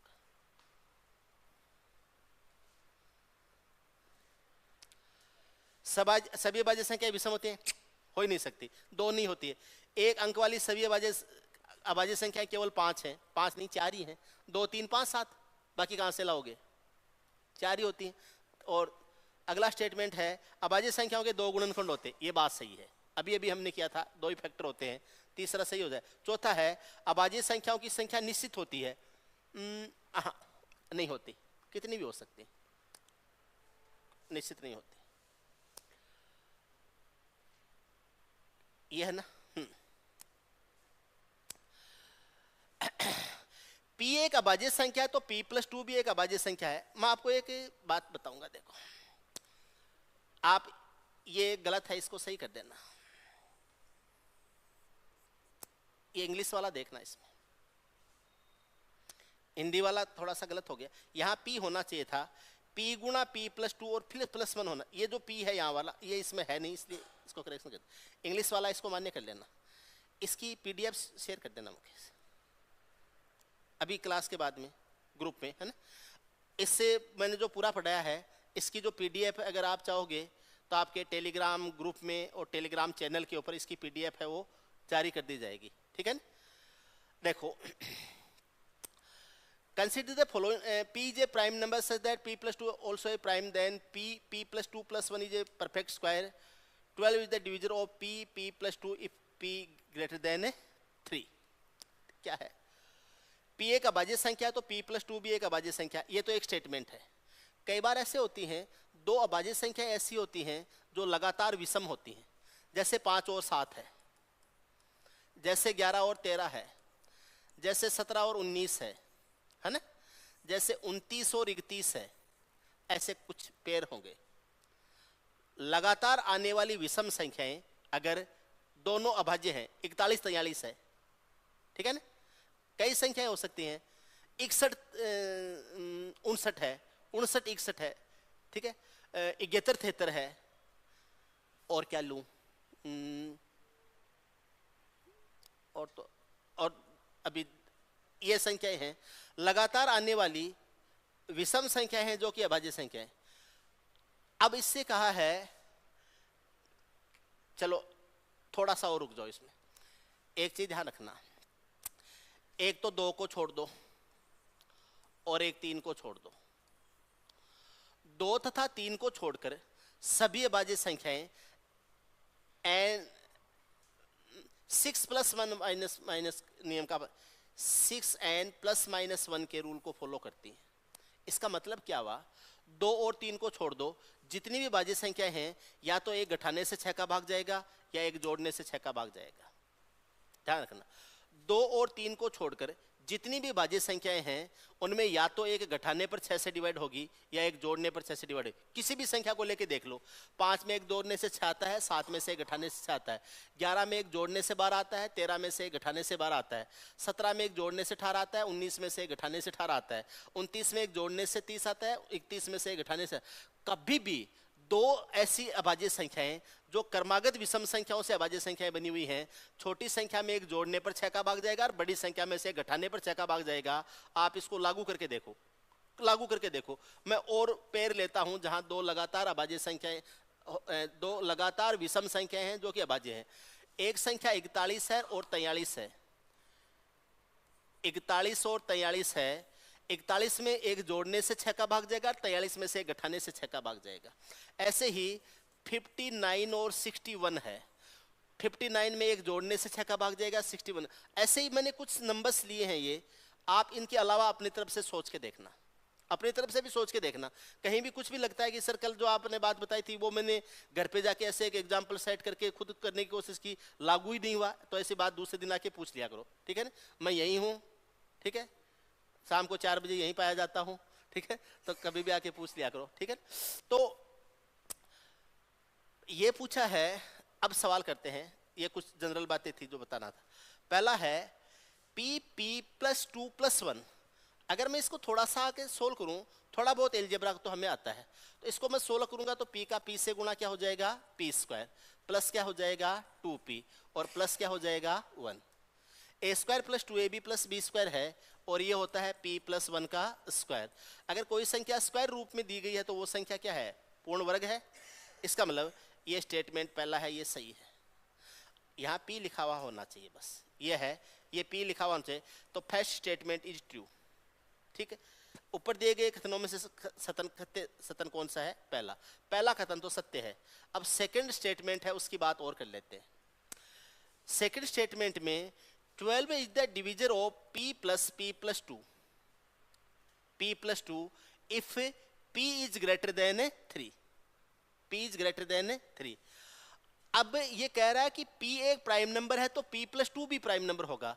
तो अगर 5 और 7 की बात करूं तो p का मान 5 है तो p प्लस 2 का मान 7 हो जाएगा। p का मान अगर 11 है तो p प्लस 2 का मान 13 हो जाएगा। p का मान 17 है तो p प्लस 2 का मान क्या हो जाएगा 19 हो जाएगा। p का मान 29 है तो p प्लस 2 का मान क्या हो जाएगा 31 हो जाएगा। इसका मतलब वो जो दो विषम संख्याएं, लगातार विषम संख्याएं हैं जो कि अभाज्य संख्या होती हैं, उनमें से छोटी संख्या को p बोला है तो बड़ी संख्या p प्लस 2 है जो कि खुद भी एक अभाज्य संख्या हो जाएगी। ठीक है, अब यहाँ इसने कहा है कि अगर p 3 से बड़ा है तो p प्लस 2 का एक भाजक है क्या 12। तो ये कहा है तो 12 जो है वो p प्लस 2 का एक भाजक है। एक बात ध्यान रखना, p में जोड़ा है p प्लस 2, इसका मतलब क्या हुआ, दोनों अभाज्य संख्याओं को जोड़ा है आपस में। पहली अभाज्य संख्या क्या है p, एक p प्लस 2 भी अभाज्य है, लिखा हुआ है p is a prime number and p plus 2 also a prime number. तो p एक प्राइम नंबर है, p plus 2 also prime number है। तो इनमें से जो एक संख्या है वो तो 6 के मल्टीपल से एक कम है और एक संख्या 6 के मल्टीपल से एक ज्यादा है। तो ये संख्या तो n-1 6 के मल्टीपल से एक माइनस है और ये 6 के मल्टीपल से एक प्लस है। ठीक है, तो इस संख्या को मैं लिखूंगा 6n-1 और इस संख्या को लिखूंगा 6n+1।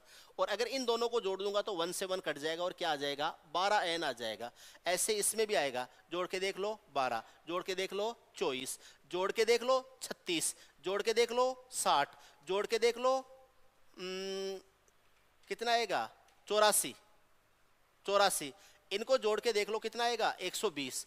किसी भी संख्या को लेके देख लीजिए, क्योंकि इनका बीच जो होता है ना, इनका जो बीच जो होता है वो 6 से डिवाइड होता है, बीच है वो 6 से डिवाइड होता है। और इन दोनों को जोड़ते हैं तो बीच का डबल होता है, बीच का डबल होता है। दो ऐसी संख्याओं को, दो विषम संख्याओं को जोड़ रहे हैं जो लगातार विषम संख्याएं हैं, तो उनका बीच है उसका डबल कर दो। 41 और 43 को जोड़ने का मतलब है 42 का डबल कर दो। 59 और 61 को जोड़ने का मतलब है 60 का डबल कर दो। इसको एक दे दो, ये भी 60, ये भी 60, डबल कर दो, है ना। ये 29 और 31 को जोड़ते हैं तो इनका बीच क्या है 30, 30 का डबल कर दो। 30 का डबल करोगे तो एक इसको देते ही 6 से डिवाइड है, एक इसको देते ही 6 से डिवाइड है, दोनों 6 से डिवाइड है, डबल करते ही इनका योग है वो किससे डिवाइड हो जाएगा 12 से। दोनों स्टेटमेंट सही है, बोथ स्टेटमेंट आर ट्रू, दोनों स्टेटमेंट क्या हो जाएंगे सही हो जाएंगे। और ये सवाल नंबर था 10। अगला सवाल देखिए, आपको कुछ स्टेटमेंट दिए गए हैं n² + 2। देखो, if n is natural number then numbers, एक नंबर है n² + 2/3 is also a natural number. ठीक है, n एक नेचुरल नंबर है तो इसके बट्टे में 3 कर रहे हो तो वो भी एक नेचुरल नंबर होगा। मैं एक सिंपल सी बात बताऊं, ये एक नेचुरल नंबर तब हो सकता है जब 3 का भाग इसमें पूरा पूरा जाए। 3 से भाग दे रहे हो, भाग पूरा पूरा जाएगा तभी तो नेचुरल नंबर होगा, नहीं तो 3 से भाग देने पे फ्रैक्शन आएगा। भाई 3 का भाग देने पे नेचुरल नंबर कब आता है, जब 3 में देते हैं, 6 में देते हैं, 9 में देते हैं, 12 में देते हैं, 15 में देते हैं, 18 में देते हैं, ऐसी संख्या में देते हैं जो 3 से कटे तभी। इसका मतलब ऊपर वाली ये जो संख्या बनेगी, ये वाली संख्या ये क्या होनी चाहिए 3 से पूरी पूरी डिवाइड होने वाली होनी चाहिए। ये जो n का n² + 2 है, क्या ये 3 से डिवाइड होता है क्या? ठीक है, तो ये बन जाएगा n³ प्लस बन जाएगा क्या 2n, n³ प्लस क्या हो जाएगा 2n। अब इसमें देखो कई बार ऐसा होता है कि आपको रूल समझ में नहीं आ रहा है कि कौन सा रूल लगाऊं, कौन सा नियम इसमें लगाऊं, ऐसा कुछ समझ में नहीं आ रहा होता है। उस टाइम हम क्या करते हैं, ऐसे सवालों को मैनुअल कर लिया जाता है जिसको बोलते हैं hit and trial. Hit and trial, n के 2-3 मान रख के चेक कर लो। n का मान 1 रखूंगा, 1 का क्यूब 1, 1 + 2 कितना हो जाएगा 3। n का मान 2 रखूंगा तो 8, 2 का दुगुना कितना 4, कितना बन गया 12। n का मान 3 रखूंगा, ये आ जाएगा 27, 3 का दुगुना 6, 27 और 6 कितना हो जाएगा 33। n का मान 4 रखूंगा, 4 का क्यूब क्या हो जाएगा 64, और ये 4 का दुगुना क्या हो जाएगा 8, 64 और 8 कितना आ जाएगा 72। आप कुछ भी रखते जाइए, 3 का भाग तो जाएगा, जाएगा कि नहीं जाएगा, 3 का भाग जाएगा तो फर्स्ट स्टेटमेंट इज क्या हो जाएगा ट्रू हो जाएगा। पहला स्टेटमेंट है वो क्या है सही है। यदि m एक विषम पूर्णांक है तो m की power 5 plus 4m cube plus 11 एक पूर्णांक है, m की पावर 12। m एक विषम पूर्णांक है, ठीक है, m एक विषम पूर्णांक है, तो ये बोला है m की पावर 5 प्लस हो जाएगा 4m क्यूब प्लस हो जाएगा 11 और डिवाइड हो जाएगा किससे? 16 से। डिवाइड हो जाएगा 16 से। ध्यान रखना 16 का भाग पूरा पूरा जाएगा तभी पूर्णांक आएगा। और m का मान क्या है? विषम संख्या है। m का मान विषम संख्या है। 16 का भाग पूरा पूरा जाए यानी 16 का भाग देने से शेषफल 0 बचे। अब ये संख्या 16 से डिवाइड होगी या नहीं होगी? आगे रिमाइंडर थ्योरम वगैरह जब हम पढ़ते हैं तो उसमें आता है 16 का यूलर नंबर होता है 8। 16 के लिए क्या करते हैं? 16 को गुणा करते हैं 1/2 से। यूलर नंबर या ट्यूसेंट नंबर लेते हैं तो 8 आता है, 8 आता है। अब उस हिसाब से करेंगे तब तो यहाँ पर सिस्टम बैठेगा नहीं। m की वैल्यू लेके चेक कर लो। विषम संख्या लेते हो तो ये आ जाएगा 1, ये आ जाएगा 4 और ये आ जाएगा 11। 11 4 15 और 1 16, पूरा पूरा डिवाइड होता है। ऐसे ही अगर हम 3 लेते हैं, 3 की घात 5 करेंगे तो ये 243 आ जाएगा। 243 3 की घात 3 करेंगे तो कितना आएगा? 27। 27 का चौगुना कितना होता है? 108। ये आ जाएगा 108 और प्लस कितना हो जाएगा? 11। 143 में 11 जोड़ते हैं तो 154 आ जाता है। 154 में 8 जोड़ते हैं या 16 का भाग दे दो, 16 का भाग देते हैं तो इसमें तो 3 बच जाता है, ठीक है। 16 7 112, इसमें -4 बच जाता है। 16 एकम 16, इसमें -5 बच जाता है, ठीक है। 16 7 112 -4 बच गया। 16 का ये 3 बच गया। 5 4 9, इसमें तो पूरा जाता ही नहीं है यार। अगर मैंने 3 लिया, देखो 3 लेते हैं तो ये आ जाता है कितना? 243। ये 3 का क्यूब होता है कितना? 27। 27 का दुगुना 54 का दुगुना 108, ये आ गया 108 प्लस कितना हो गया? 11। डिवाइड करेंगे किससे? 16 से। 16 का डिवाइड करते हैं 15 बार 240। 16 का 15 गुणा 240 होता है, तो शेषफल कितना बच गया? 3, ठीक है। 16 7 112 कितना आ गया? -4 और ये -5, -4 और -5 -9 आ जाएगा। यहाँ 3 आएगा। ये तो 16 से तो डिवाइड नहीं होता, नहीं डिवाइड होगा।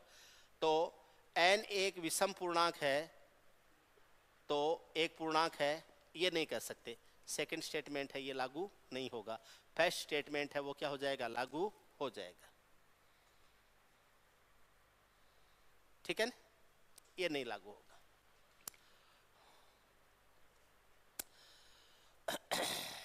देखो p की वैल्यू दे रखी है 2 की पावर 2n + 2 + m और q की वैल्यू दे रखी है 2 की पावर 4n - m। n एक समप्राकृत संख्या है तो m का न्यूनतम मान क्या होगा? जब p व q 5 से विभाजित होते हैं। 2 की पावर 2n + 2 + m हो जाएगा और देखना है कि 5 से भाग चला जाए। दूसरा है 2 की पावर 4n - m हो जाएगा और इसमें भी 5 का भाग जाए। n एक समप्राकृत संख्या है, तो समप्राकृत संख्या कुछ भी मान लो। 2 मान लेते हैं, 2 मान ले तो 2 मान ले तो यहाँ 4 और 2 कितना बन जाएगा? 6। 2 मानेंगे तो 2 का दुगुना 4 और 2 कितना बन जाएगा? 6। तो इसकी तो जगह बन जाएगा पावर 6। 2 मानते हो तो 2 का 4 गुना कितना हो जाएगा? 8। इसकी जगह पावर क्या बन जाएगा? 8। ये बन गया। m का न्यूनतम मान लेना है जब ये 5 से डिवाइड हो जाता है। 2 की पावर 6 करोगे कितना आएगा? 64। 64 आएगा। अब 64 है, इसके साथ में m है और डिवाइड किससे करोगे? 5 से। डिवाइड किससे करेंगे? 5 से। यहाँ से देखेंगे ये आ जाएगा 2 की पावर 8 है, ये होता है 256, 256 256 होता है।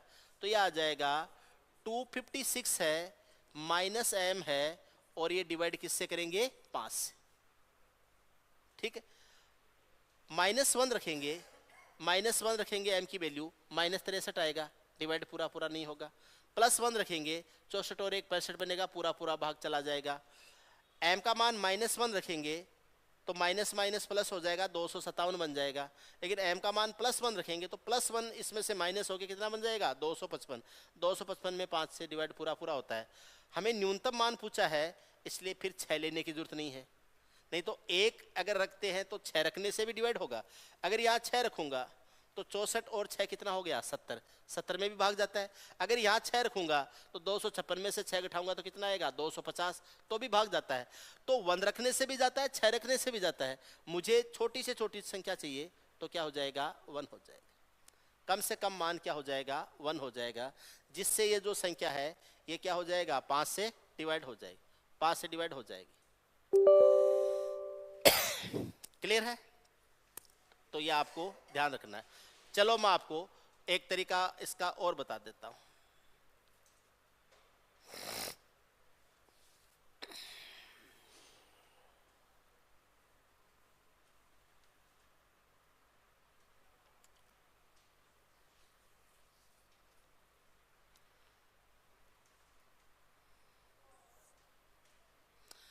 आप इसको ऐसे लिख सकते हो, 2 की पावर 2n+2 है, इसको आप लिख सकते हो 2 की पावर 2 और उसकी पावर n+1।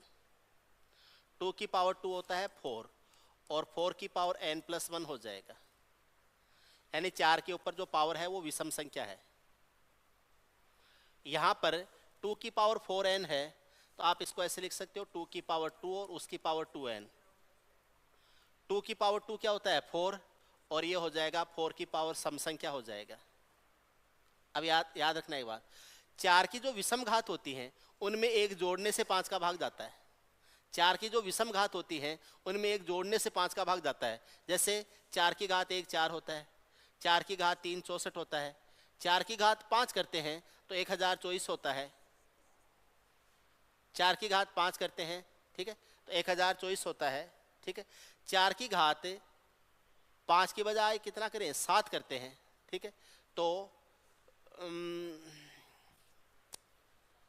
4096 नहीं, 8100, 4096, 2048, 4096,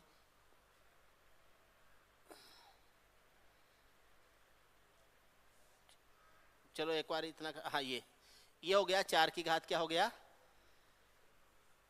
4096 होना चाहिए ना, 4 की घात 6, 4 की घात, ये विषम संख्या है ना, 4 की घात 5 1024 आ गया, और फिर 4 की घात 7 आता है, 7 लेने की जरूरत नहीं है, ठीक है।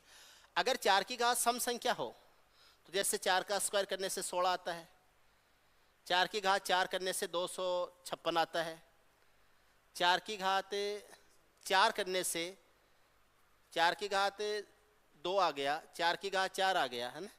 4 की घात 6 करते हैं तो ये आता है 4096, 4 की घात 6 आता है 4096, ठीक है। इनमें से कोई सी भी संख्या ले लीजिए, या एक चीज और ध्यान रखना, बता दूं, 4 के ऊपर पावर अगर इवन हो तब तो इकाइकांक रहता है 6, और 4 के ऊपर पावर जब ओड हो तब इकाइकांक रहता है 4। सीधी सी कहानी है। 4 के ऊपर पावर इवन है तब तो रहता है 6, और 4 के ऊपर पावर ओड है तब रहता है कितना, 4, ठीक है। अब ये पावर क्या है, ओड, तो इकाइकांक क्या रहेगा, 4। इकाइकांक 4 है तो एक जोड़ने से 5 का भाग जाएगा, और यहाँ 4 के ऊपर पावर क्या है, सम संख्या है। अब सम संख्या है तो इसका यूनिट डिजिट या इकाइकांक क्या आएगा, 6। अब इकाइकांक 6 है तो एक घटाने से 5 का भाग जाएगा, तो ये 5 से पूरा पूरा विभाजित हो रहा है, तो यहाँ घटाई जाने वाली संख्या 1 होगी, यानी m का मान 1 होगा। यहाँ जोड़े जाने वाली संख्या 1 होगी क्योंकि m का मान क्या होगा, 1 होगा, ठीक है। ये आपका आज की क्लास थी, ठीक है। जो भी स्टूडेंट ऑनलाइन देख रहे हैं, अगर आपको लगता है कि फ़ायदा हो रहा है तो आप कंटिन्यू देखते रहिए। अगर आपको लगता है कोई फ़ायदा नहीं है तो मेरी क्लास से मत देखिए, ठीक है। आपको फ़ायदा हो रहा है तो क्लास लीजिए, नहीं तो यूट्यूब पे पढ़ाने वालों की कोई कमी नहीं है, खूब सारे टीचर्स हैं, एक ढूंढोगे 10 आएंगे लिस्ट में, टाइप करते ही मैथ्स क्लास 10 की लिस्ट आ जाएगी, है ना। यूट्यूब खुद बता देगा किस किस के पास पढ़ना है, ठीक। ऑफलाइन के लिए आप जयपुर ज्वाइन कर सकते हैं, गोपालपुरा, टोंक रोड। कोई क्वेरीज है आपकी, आप इस नंबर पे कॉल या मैसेज कर सकते हैं 9667494919, ठीक है। या फिर चौधरी क्लासेज जयपुर, सन्नी पैराडाइज, आप विजिट कर सकते हैं, ठीक। इस नंबर पे कॉल करके आप अपनी तरफ से जो भी पूछना है वो पूछ सकते हैं, ठीक है। आप आज जैसे क्वेश्चंस करे हैं वैसे क्वेश्चंस आपके दिमाग में हो, कल आप लेके आना, कहीं भी आपके सामने हो आप वैसे क्वेश्चंस लेके आना। कल मैं अपनी तरफ से क्वेश्चंस लेके आऊँगा, पहले 1 घंटे अपनी तरफ से पढ़ाऊँगा, अगला 1 घंटा आपको पूछने के लिए दूंगा, ठीक है।